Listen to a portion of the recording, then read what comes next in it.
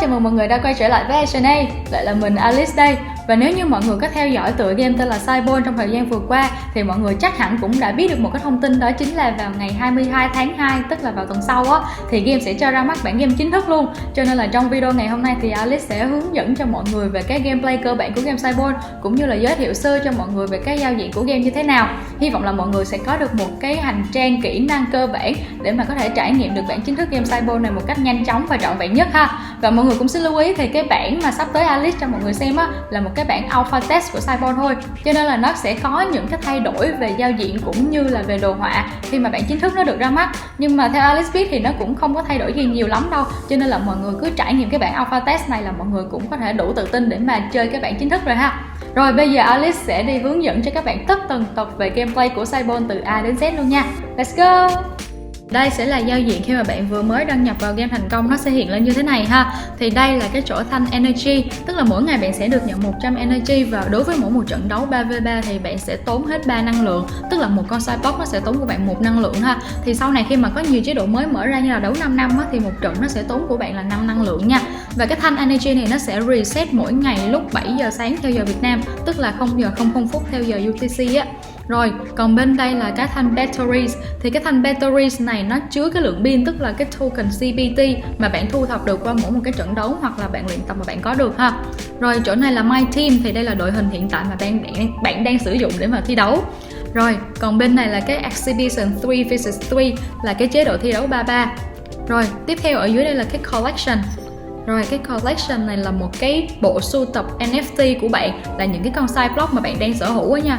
Thì bạn vào đây bạn có thể xem được những cái chỉ số class nè, rồi những cái trait cụ thể của từng con Cyborg, cũng như là những cái chỉ số trong cái skill của con Cyborg này như thế nào luôn ha. Đó, như về tactic nè, pass nè, trip nè, crossing, shooting và physical. Còn bên đây á, thì bạn có thể xem được các chỉ số như là số trò chơi đã chơi nè, số trò chơi thắng và thua nè, rồi số bàn thắng ghi được nè, số lần hỗ trợ nè, số key event đã thắng nè, và phần trăm tham gia vào các key event mà đã giành chiến thắng ha. Rồi, đó, tiếp theo là cái phần setting.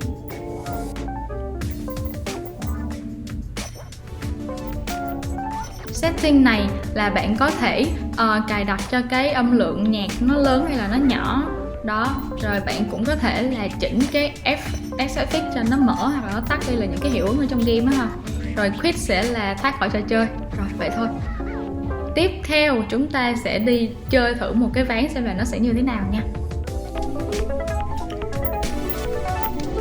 Rồi, để mà bắt đầu trò chơi á, thì bạn sẽ bấm vào cái Exhibition 3 vs 3 này và đợi cho hệ thống tìm cặp để mà ghép một cái trận cho bạn ha. Nó gọi là matchmaking.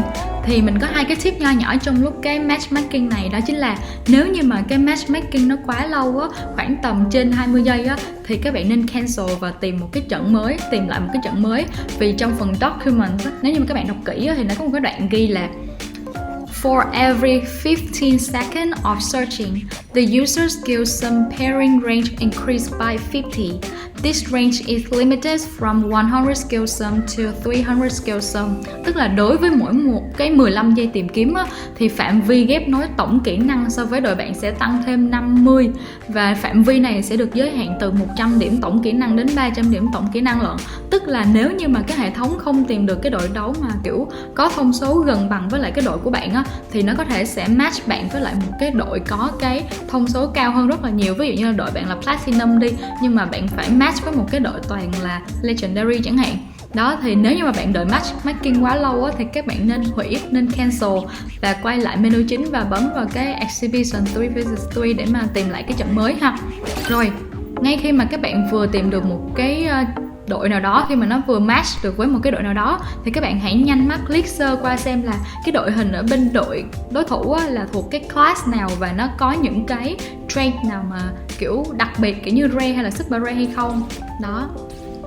Rồi, để mà kiểu mình có thể chọn được cái chiến thuật phù hợp ha. Thì khi mà vào game rồi thì mỗi một trận đấu nó sẽ có 2 hiệp chính, mỗi hiệp sẽ gồm 3 cái key events. Thì hiểu nôm na là 3 cái sự kiện chính á, tức là kiểu 3 cái lượt sẽ có khoảng, tức là 3 cái lượt đấu trong mỗi hiệp ha. Rồi thì khi mà bạn mới vừa vào game á, nó sẽ cho bạn chọn cái strategy là cái chiến lược. Nó sẽ hiện ra trước mỗi một cái vòng đấu đầu tiên và mỗi một cái vòng đấu thứ tư, để mà bạn và đối thủ có thể chọn được cái chiến lược thích hợp cho từng cái hiệp đấu ha. Thì chúng ta sẽ có tổng cộng là 5 chiến lược đấu cho bạn để mà bạn chọn, bao gồm là Ultra Defensive nè, là kiểu phòng thủ cực mạnh, Defensive là phòng thủ, Balance là cân bằng, Offensive là tấn công và Ultra Offensive là siêu tấn công luôn. Rồi, cái chiến lược này thì nó sẽ ảnh hưởng đến cái khả năng chụp banh, cản phá bóng của các thủ môn của cả hai đội trong các hiệp đó ha. Và các chiến lược sẽ có cái số điểm tương đương như ở dưới đây, thì Ultra Offensive nó sẽ là -2, rồi Defensive sẽ là -1, Balance sẽ là 0, Offensive sẽ là 1 và Ultra Offensive sẽ là 2. Thì cái này nó có ý nghĩa như thế nào? Thì cái chỉ số cản phá bóng của cả hai thủ môn sẽ được tính bằng là cái tổng điểm chiến lược đó của cả đội mình và đội đối thủ. Thì ví dụ như là đội mình chọn Balance tức là có 0 điểm, và đội đối thủ chọn là Offensive tức là đội đối thủ sẽ có 2 điểm, thì cộng cả hai lại chúng ta sẽ có là 2 điểm. Thì so với lại cái bảng ở bên dưới này, ở trong cái Documents á, thì cái chỉ số bắt bóng của cả hai thủ môn trong hiệp đầu này sẽ là 8 điểm, tức là cái chỉ số cản phá bóng chỉ là có 8 điểm thôi mọi người. Rồi sau khi mà các bạn chọn xong cái chiến lược đó thì nó sẽ tiến vào cái màn hình như thế này. Đây là cái sân đấu của cả hai bạn ha. Rồi dừng lại một chút, thì đây bên ba cái thẻ bên trái này á, tức là 3 cái thẻ của đội bạn, và 3 cái thẻ ở bên phải này á, sẽ là đội hình của đối thủ ha. Còn ở giữa đây là cái stadium, tức là cái sân thi đấu của hai đội. Rồi trên thẻ bài này các bạn có thể xem được những cái chỉ số skill của cả hai đội luôn đó. Còn các bạn muốn xem trade thì các bạn để chuột vào cái hình tròn ở đây này, nó sẽ hiện ra ha. Nhưng mà tip cho các bạn á, là các bạn nên cố gắng nhớ được càng nhiều loại trade càng tốt, tại vì chúng ta chỉ có vài giây để mà lướt sơ qua xem là đối thủ có những cái trade nào mà đặc biệt hay là không đó. Rồi chủ yếu là chúng ta sẽ để ý vào những cái chỉ số skill của cả hai đội về những cái tactic, những cái passing, dribbling các thứ ha. Rồi phía bên trên góc bên trái này sẽ là cái bảng hiện key event của mỗi lượt đấu. Thì cái key event này nó sẽ có 4 loại chính. Đó là đấu đầu tiên là bên solo thì nó sẽ có đấu solo với 1 kỹ năng, hoặc là đấu solo với lại 2 kỹ năng, hoặc là nó sẽ có là đấu tandem tức là đấu đồng đội, thì đấu tandem 1 kỹ năng hoặc là đấu tandem 2 kỹ năng luôn ha. Thì tổng cộng nó sẽ có 4 loại key event chính. Rồi thì cái key event này nó sẽ thay đổi ngẫu nhiên, và các skill yêu cầu trong cái key event đó nó cũng sẽ ngẫu nhiên theo từng cái lượt đấu luôn nha. Rồi phần ở giữa phía trên cùng đây sẽ là cái bảng điểm của cả hai đội. U là cái điểm mà bạn ghi bàn được, còn bên opponent là cái điểm của đối thủ ghi bàn được ha. Rồi cái thanh ngang ở bên dưới sẽ là cái thời gian đếm ngược cho từng cái key event đó. Hai bên này là cái strategy mà hai bạn đã chọn ngay từ ban đầu, cái chiến lược mà hai bạn chọn ở bên đầu mỗi hiệp ha. Rồi các bạn chỉ có khoảng 30 giây để mà các bạn lựa chọn, gọi là lựa chọn những cái thẻ bài, những cái con side block như thế nào để chiến đấu thôi đó. Rồi tiếp theo ở bên đây là cái bánh răng cưa để mà cài đặt âm thanh, âm lượng này kia các thứ ha. Và nó kế bên đó nó sẽ có một cái ô gọi là forfeit nữa, thì là để mà đầu hàng á. Nhưng mà khi mà các bạn là kiểu cái tỷ số nó quá rõ ràng, bên nào thắng bên nào thua rồi, thì nó mới hiện lên cái forfeit đó. Rồi tiếp tục ở bên dưới cái stadium á, ở bên dưới cái stadium á, xíu nữa mình chơi á, thì nó sẽ hiện lên một cái thanh ngang màu tím ghi chữ là tactic power. Ghi cái chữ là tactic power thì đây là cái năng lượng mà bạn cần phải sử dụng để mà có thể sử dụng được những cái tactic card ở bên dưới. Thì ban đầu bạn sẽ được cho 4 năng lượng, và bạn cần phải kiểu sử dụng cân đo đong đếm như thế nào đó để mà sử dụng sao cho hợp lý với lại 6 cái key event. Thì tại vì qua mỗi một cái key event á, thì năng lượng nó sẽ không có tự tái tạo, nó sẽ không tự động thêm cho bạn, mà bạn phải sử dụng các tactic card bạn mới có thể kiếm thêm được năng lượng được ha. Thì nếu như mà bạn sử dụng hết các năng lượng mà trước khi cái key event nó kết thúc á, thì trong những cái key event kế tiếp bạn sẽ không thể sử dụng những cái tactic card được. Rồi và bạn sẽ tích lũy được tối đa là 7 năng lượng ha. Rồi ở phía dưới cùng này sẽ là 6 cái tactic cards, là những cái thẻ bài chiến thuật, nó sẽ xuất hiện ngẫu nhiên ở trong từng cái hiệp đấu. Thì vào đầu cái hiệp 2 á, thì cái ván bài hiện tại của mỗi người chơi nó sẽ bị loại bỏ, và nó sẽ thay hoàn toàn bằng những cái thẻ bài mới luôn. Rồi mỗi thẻ bài á, thì nó sẽ bao gồm là tên thẻ bài nè, hình minh họa cho các thẻ bài đó nè, rồi cái số power, cái số tactic power tức là cái năng lượng cần để mà dùng được cái thẻ bài đó ha, và cái dòng chữ giải thích cho chức năng của thẻ bài. Thì các bạn trong mỗi một cái key event các bạn có thể lựa chọn là không chơi một cái tactic card nào hết, hoặc các bạn chỉ có thể sử dụng một cái thẻ chiến thuật cho mỗi vòng thôi, không được chọn nhiều hơn một thẻ nha. Rồi, ok, và bây giờ chúng ta sẽ bắt đầu cái trò chơi để mình giải thích song song cho các bạn hiểu luôn ha. Rồi, ok, cái key event đầu tiên của chúng ta sẽ là solo và tripling physical. Rồi, thì khi mà bạn bắt đầu cái trò chơi á, bạn sẽ có 30 giây để mà suy nghĩ. Thì đầu tiên bạn sẽ nhìn vào chỗ key event, như bạn thấy là nó sẽ có cái solo, tức là đấu một con thôi. Bạn sẽ chọn ra cái con nào có hai cái chỉ số skill cao nhất trong cả ba con đó của bạn ha. Và sau đó bạn sẽ lựa chọn cái thẻ bài thích hợp nếu như mà bạn muốn sử dụng cái tactic card này. Và lưu ý là bạn chỉ có 4 cái năng lượng để mà bạn sử dụng trong 6 cái key event thôi nha. Rồi, sau khi chọn xong thì các bạn nhớ bấm ready để mà lượt đấu có thể diễn ra. Rồi, khi mà lượt đấu diễn ra chúng ta chỉ cần ngồi quan sát thôi chứ cũng không cần thao tác gì thêm nữa. Và để xem. Ok, vậy là chúng ta đã thắng được cái key event đầu tiên ha. Đây là cái kết quả của trận đấu, những cái thông số cũng như là số điểm của cả hai bên trong cái key event vừa rồi. Rồi, key event tiếp theo chúng ta có thể thấy đó chính là tandem, là tackling, cái skill là tackling và crossing. Thì cũng tương tự như cái key event ban đầu, chúng ta sẽ lựa ra hai con side block có chỉ số tactic và tackling và crossing nhiều nhất. Ok, chúng ta cũng nhìn qua một chút xíu bên đội bạn xem là cái chỉ số này ở bên đội bạn có cao hơn mình hay là thấp hơn mình hay không, để mà mình quyết định là có nên xài thêm target card hay là không. Rồi, mình quyết định xài cái thẻ này để cho các bạn xem ha. Tại vì thật sự ra thì cái lần này thì game chia bài cho mình cũng hơi xấu á mọi người, cho nên là cũng phải cân đo đong đếm lắm. Đó, thì bên đội địch là sử dụng cái tactic card là second win. Rồi, ok, tiếp theo cái key event tiếp theo của chúng ta sẽ là solo và passing. Thì tương tự mình cũng sẽ lựa xem là cái skill, cái con side block nào của mình có cái skill passing cao nhất. Thì như mọi người đã thấy là con đầu tiên, mình chọn con đầu tiên. Và sau đó mình sẽ lựa xem là nên chọn thêm một cái tactic card nào hay không. Tại vì như mọi người thấy ở bên đội của đối thủ, mặc dù class là gold thôi, tức là class thấp hơn mình, nhưng mà cái level của đội đối thủ cao hơn mình, cho nên là những cái chỉ số họ nâng lên rất là cao, gần như là bằng với lại con platinum bên mình luôn. Cho nên là mình cũng gọi là cái trận này nó cũng khá là nhằn cho mình đó mọi người. Hên quá mình lại vào thêm được một trái rồi mọi người, và tỷ số bây giờ đang là 2-1 nghiêng về phía cho đội của mình ha. Rồi tiếp theo thì qua cái vòng thứ tư là các bạn sẽ lại được chọn cái chiến lược một lần nữa. Cả hai bên đều được chọn chiến lược là một lần nữa luôn. Thì cái khúc này, cái gọi là cái thời gian để mà bạn lựa chọn chiến lược cho cái hiệp thứ hai nó khá là nhanh, cho nên là bạn phải nhanh chóng bấm vào ha. Thì cái này mình chọn không kịp nên là nó vô tình chọn vào cái balance luôn ha. Rồi tiếp theo trận đấu chúng ta có thể thấy. Ok, để xem là cái key event tiếp theo là gì ha. Rồi, cái event tiếp theo của chúng ta là solo, tức là đấu một con side block thôi, và cái skill là tackling. Rồi cũng tương tự thì mình cũng sẽ lựa xem cái con nào của mình có chỉ số tackling cao nhất. Mình chọn con đầu tiên. Và 6 cái thẻ bài ở phía dưới các bạn thấy là nó đổi mới hết hoàn toàn luôn. Và cái thẻ bài lần này mà mình được chia khá là đẹp, có khá là nhiều cái bài mà có thể khống chế được bên đối thủ ha. Như là cái lá bài Can't Keep Up này là một cái lá bài mình rất là thích. Nó sẽ làm cho đối thủ bị kiệt sức. Thì khi mà đối thủ bị kiệt sức, những cái con nào bị kiệt sức thì những cái chỉ số skill của đối thủ nó cũng sẽ bị giảm xuống luôn ha. Nhưng mà không may lắm là lần này là do là nó chưa bị kiệt sức mọi người, cho nên là cái chỉ số nó vẫn còn khá là cao, cho nên là bên đối thủ đã thắng mình. Rồi cái event tiếp theo của chúng ta là solo, là đấu một con side block tiếp, và cái skill cần lúc này là physical và tripling. Đó, rồi mình lại lựa thì mình thấy là mình sẽ lựa con thứ hai này để ra thi đấu. Không, phải lựa con thứ nhất, mặc dù là nó bị exhausted nhưng mà cái chỉ số của con này nó vẫn là cao nhất thì mình vẫn lựa chọn nó ha. Và cũng may mắn là mình chọn cái Can't Keep Up cho nên là như các bạn thấy ở bên đây, ba cái con side block của bên đối thủ nó đều bị mệt hết và cái chỉ số của nó đều bị giảm ha. Rồi mình chọn thêm một cái lá là Adrenaline này để mà tăng thêm cái chỉ số skill cho con của mình.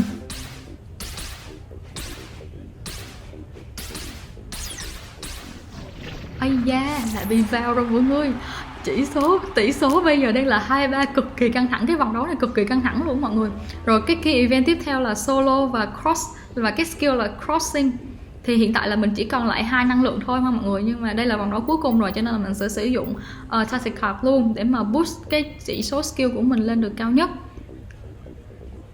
Thì mình xem qua một chút cái chỉ số của bên đối thủ thì cũng gọi là xem với bên mình, nên là cũng khá là căng thẳng. Cho nên là lần này mình quyết định sẽ chọn cái compact để mà nó cộng cái chỉ số cho mình lên được cao nhất. Vì mình đang thua á, cho nên là mình sử dụng được cái lá compact này ha. Nó sẽ cộng 8 thêm vào chỉ số cho bên mình. Rồi, vậy là chúng ta đã chiến thắng và bây giờ tỷ số là hòa. Thì chúng ta sẽ tiến vào cái lượt đấu, cái lượt đá penalty.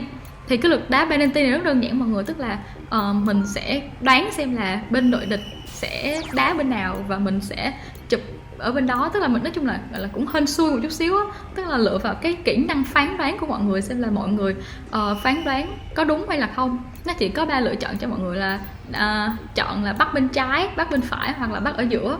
Đó thì mọi người cứ đoán thôi, xem là bên đối thủ cũng sẽ chọn xem là họ sẽ đá bên trái, đá bên phải hay là đá ở giữa luôn ha. Rồi thì cái khúc này nó cũng khá là hên xui và khá là nhân phẩm, để tùy thuộc vào xem là cái giác quan thứ 6 của mình, cái gọi là cái phán đoán của mình nó có đúng hay là không. Rồi trái cuối cùng mình đoán trái cuối cùng mình đoán đúng, vậy là bên đội đối thủ chỉ đá vào được 2 trái thôi ha. Rồi bây giờ tới lượt của mình đá penalty thì mình cũng sẽ chọn hên xui. Đó, trái đầu tiên là mình bị đoán đúng rồi đó mọi người, tức là mình đá ở giữa mà bị đội đối thủ đoán đúng. Bây giờ mình sẽ đá ở bên phải. Đối thủ đoán không đúng, tức là mình đã ghi được một trái ha. Rồi tiếp tục, trái này mình lựa chọn là đá bên phải tiếp. Lại bị bắt hụt nha. Ok, vậy là được 2 trái rồi, cố gắng lên, chỉ cần ghi thêm một trái nữa thôi là mình đã có thể chiến thắng rồi ha. Bây giờ mình chọn thử bên trái xem sao. Ui ôi, chết rồi, căng thẳng mọi người, trái cuối cùng quyết định sinh tử. Mình chọn đá ở giữa. Ơi là trời, không ngờ là bên đối thủ lại có thể đoán đúng như vậy luôn á. Cái trận này cực căng thẳng. Và sau khi nếu như mà các bạn sau 5 lượt đấu đó mà vẫn hòa á, thì còn một lượt đấu cuối cùng và mình chọn. Thì nếu như cái này mà mình thua thì mình thua luôn, còn nếu như mình thắng thì mình sẽ thắng luôn. Rồi mình thua mọi người, mình bắt hụt và thế là mình thua cái trận này luôn. Trời, trận đó cực kỳ căng thẳng luôn á mọi người. Ok, thua rồi. Đây, dừng lại một chút xíu cho các bạn xem ha. Thì nếu như mà các bạn thắng á thì nó sẽ hiện màu xanh, các bạn thua á thì nó sẽ hiện màu hồng. Và nếu như mà các bạn hòa á thì nó sẽ hiện màu cam. Rồi bấm continue thì đây các bạn có thể thấy cái chỗ này nó sẽ là cái lượng CPT mà các bạn sẽ được nhận được. Nếu như mà các bạn chiến thắng thì các bạn sẽ được nhận CPT và kèm theo đó sẽ là năng lượng tương ứng ha. Rồi, vậy là xong một trận đấu Fireball rồi đó. Ok, và trước khi kết thúc video ngày hôm nay thì Alex cũng sẽ đưa ra một số cái tip lưu ý nho nhỏ mà tự mình tổng kết lại được và hy vọng là mọi người cũng sẽ thấy nó hữu ích ha. Rồi đầu tiên là về cái chỉ số cản bóng tối đa của mỗi thủ môn. Thì nó sẽ nằm ở trong cái phần mà lúc mà bạn chọn cái chiến lược á, cái strategy á, thì lúc nãy mình có nói là tổng điểm cái total match balance của cả hai bạn cộng lại được. Ví dụ như cộng lại nó là -4 á, thì cái chỉ số tối đa mà cái thủ môn sẽ được nhận thêm đó là 20 đúng không? Nhưng mà nó sẽ random từ 0 đến 20 chứ không phải nó mặc định là cái chỉ số được cộng thêm sẽ là 20 nha. Tương tự với lại -3 thì nó cũng sẽ chạy random từ 0 đến 18 cái chỉ số được cộng thêm á. Ok, để mà đi chi tiết về 50 cái card này á thì khá là lâu và khá là nhiều. Và mình chắc là nếu mình nói ra hôm nay thì các bạn cũng sẽ không thể nào mà nhớ hết được 50 cái card đó, cho nên là mình chỉ muốn gọi là leak một chút xíu thông tin cho các bạn. Đó chính là nếu như mà ai coi video này của Alice thì sẽ biết được một thông tin, đó là những cái tactic cards mà các bạn chơi trong bản alpha test á, nó sẽ được thay đổi hoàn toàn về mặt đồ họa, về design. Tức là những cái chức năng nó vẫn có thể là sẽ giữ, nhưng mà về đồ họa sẽ được đổi mới hoàn toàn 100% luôn mọi người. Nhìn cực kỳ mê, nhìn cực kỳ đẹp luôn. Và bây giờ Alice sẽ list một số cái lá bài ra cho các bạn xem để mà các bạn có thể tưởng tượng ra được là 50 lá bài của chúng ta sẽ thay đổi như thế nào ha.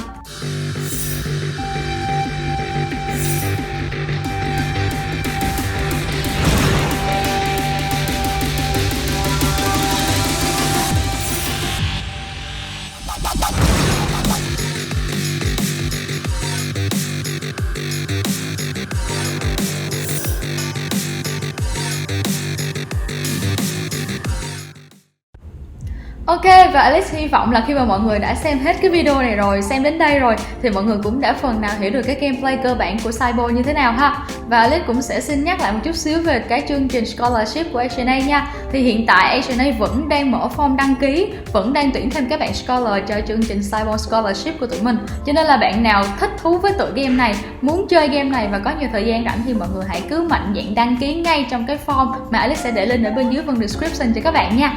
Ok, và nếu như mọi người cảm thấy video này hay, video này bổ ích thì hãy cho Alice cũng như là đội ngũ của HNA một like và một subscribe để tụi mình có thêm động lực ra những video tiếp theo nha. Ok, xin chào tạm biệt và hẹn gặp lại mọi người trong video tiếp theo. Bye bye.